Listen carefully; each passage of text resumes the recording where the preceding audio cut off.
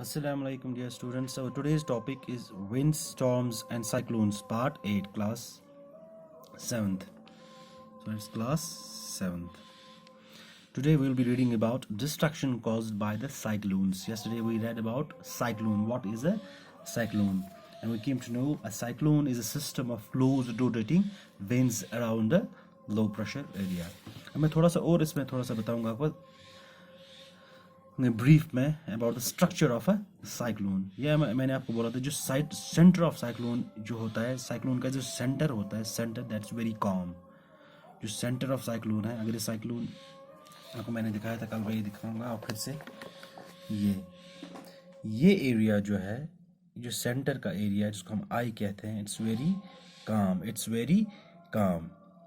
इसको क्या हम बोलते हैं? आई.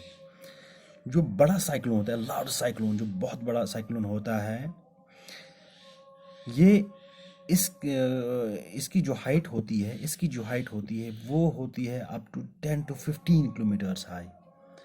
जो बड़ा साइक्लोन होता है, इसकी जो हाइट होती है लगभग वो 10 to 15 किलोमीटर्स होती है. साइक्लोन, इसकी हाइट, जो बड़ा साइक्लोन होगा इसकी हाइट कम से कम 10 to 15 किलोमीटर हाई होगा. ठीक है ना. अब जो डायमीटर, जो आई का मैंने जो आपको जो बोला, जो डायमीटर ऑफ आई है, डायमीटर ऑफ आई, जो आई का डायमीटर है, अगर ये सर्कल है या अगर सर्कल का सेंटर है, ये डायमीटर होता है एक एंड से दूसरा एंड. यहाँ से आधा, जो आधा इसको बोलते हैं हम radius, that's called as radius. इसको बोलेंगे यहाँ से यहाँ, that's called as diameter, that's called as diameter. अब जो डायमीटर ऑफ आई है, ये कितना हो सकता है? It's 10 to 30 kilometres, 10 to 30 kilometres. मान यूजुअली जो ये है डायमीटर ऑफ आई, तो अंदर जो आई है, जो एरिया है, दैट्स वेरी काम. और जो ये रीजन है, ये रीजन है, it's free of clouds and has, इसको जो winds होती है बहुत लाइट होती है, and has light winds. इतनी ज़्यादा winds इसमें तेज नहीं होती. अब जो अराउंड को, इसको जो मैं आई वॉल बोला था, वहाँ पे बहुत फास्ट winds चलती हैं. वहाँ पे जो हाई स्पीड विंड्स होती हैं, आई वॉल जो होती हैं, आई वॉल, वहाँ पे हाई स्पीड विंड्स होती हैं, हाई स्पीड विंड्स. उनकी स्पीड क्या होती है? उनकी स्पीड होती है 150 to 250 किलोमीटर्स पर आवर. इतनी तेज वो. और यही जो ये है, ये area, it causes maximum destruction और डैमेज. सबसे ज़्यादा डैमेज जो होता है या destruction, it's caused by this area. और यहाँ पे बहुत थिक क्लाउड्स होते हैं. Clouds, they are very thick. Clouds बहुत थिक होते हैं. और क्या, यहाँ पे जो रेन होती है, rain was very heavy rain occurs in this area. अब जो इससे दूर जो एरिया होता है, फिर जो दूर एरिया, अभी फ्रॉम दिस रीजन, जो ये है, ये इस रीजन से फिर जो विंड की स्पीड है वो ग्रेजुअली डिक्रीज होती है, वो ग्रेजुअली कम होती रहती है. It's a very complex process. अब हमारा जो आज का जो है सब topic, that's destruction caused by the cyclones. अब इससे क्या क्या डिस्ट्रक्शंस होती हैं? किससे? साइक्लोन फॉर्मेशन से. अब साइक्लोन फॉर्मेशन मोस्टली कहाँ पे होता है? ये मैंने आपको बोला था, इट ऑकर्स कहाँ पे? In water bodies. और इनका ज़्यादा जो मैक्सिमम असर होता है वो कहाँ पे? कोस्टल एरियाज वो एरियाज हैं विच आर नियर द सी. जैसे मैंने आपको कल बोला था इंडिया के बारे में. India is a peninsula means it's covered on 3 sides by water. यहाँ से भी पानी है, यहाँ से भी. अब ये एरिया यहाँ कौन सा सी है? It's bay of Bengal. ये यहाँ से अरेबियन सी, फिर इंडियन ओशन, इंडियन ओशन।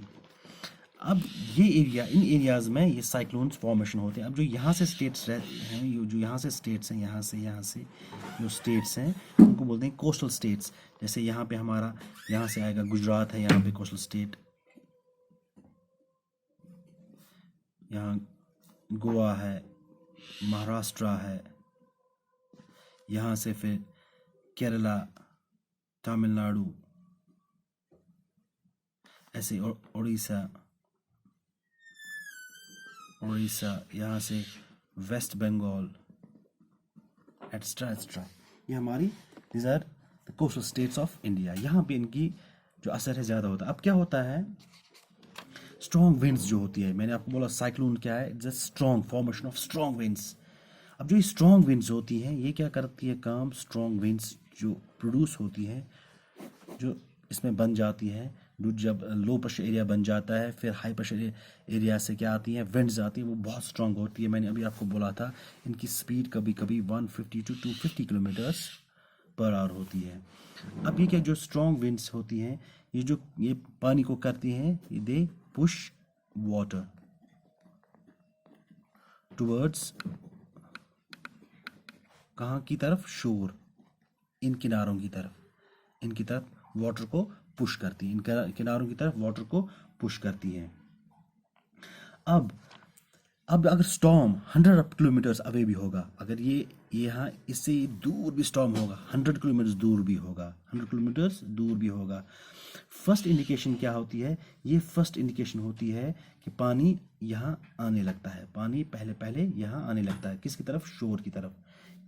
ये द फर्स्ट इंडिकेशन ऑफ कि बड़ा cyclone is moving, the big cyclone is moving towards these shores.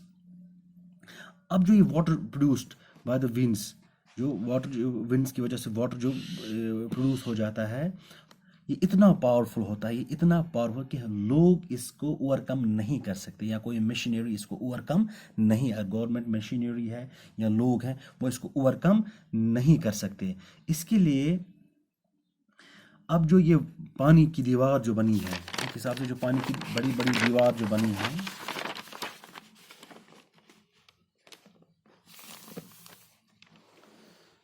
अब जो मैंने बोला सेंटर, जो सेंटर होता है साइक्लोन का centre, that is centre of cyclone is low pressure area, low pressure area centre.